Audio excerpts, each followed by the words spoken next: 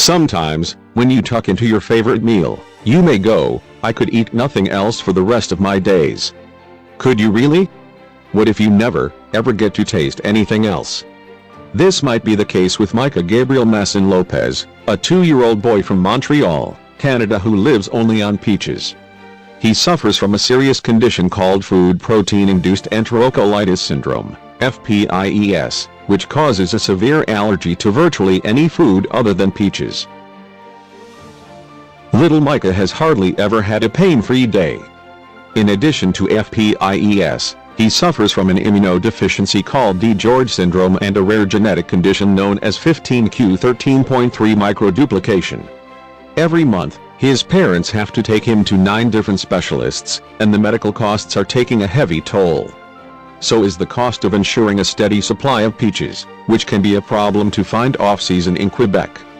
His parents are so desperate that they have launched a crowdfunding campaign to raise money that will help them with all the expenses. Micah was diagnosed with FPIES at 6 months, and his life has been a constant struggle to hold his food down.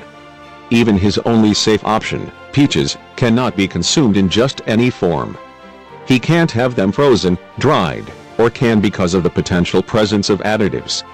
The peaches must also be organic, otherwise they could contain pesticides. As you can imagine, organic fresh peaches are not something readily available at all times, nor are they cheap. Living in Quebec, let's just say peaches are very hard to find off-season.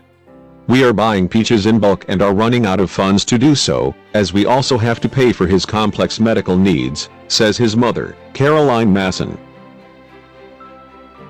With 2 other boys to look after, Micah's parents are really having a hard time. And while costs are a burden, they want most of all to ensure that their baby is happy and free of pain. The first solid food we trialed was banana. He proceeded to vomit 4 hours later, 6 times in a row and pass out, pale and almost blue, Caroline says. She recalls the terror of the first time seeing her little boy go into shock. The first time I saw him go into shock from a reaction, I didn't even know how to help him. I called 911 and they didn't know what FPIES was. So, we just held our baby boy and cried with him throughout the night. Despite the cards dealt him, Micah is a lovely child, as the families say on their GoFundMe page. He is an amazing little boy with such a loving personality and loves everything and everyone. He has not had an easy start to life.